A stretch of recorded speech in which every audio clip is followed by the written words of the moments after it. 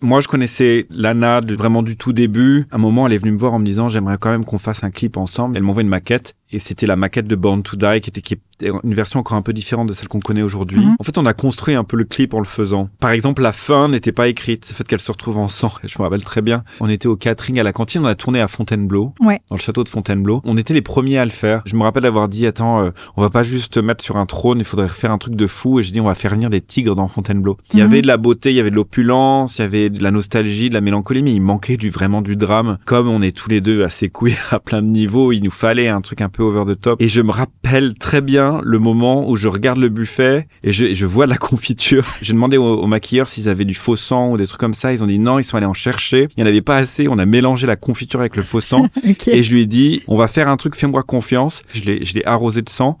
Et je lui ai dit, on te tue à la fin. Elle est trop bien, génial. Et donc, on a fait ce plan, on n'avait pas de travelling arrière. Donc, on a pris le Steadicam, on l'a mis dans un camion de la régie. Je dis à Bradley, l'acteur, de la tenir comme ça. On a mis des loupiottes derrière. On a dit, c'est pas grave, je ferai du feu en poste. Et on a pris le camion et le camion est parti en arrière avec le Steadicam qui a failli tomber 2 fois. Et voilà, ça a fait le plan de fin de Born to Die, quoi.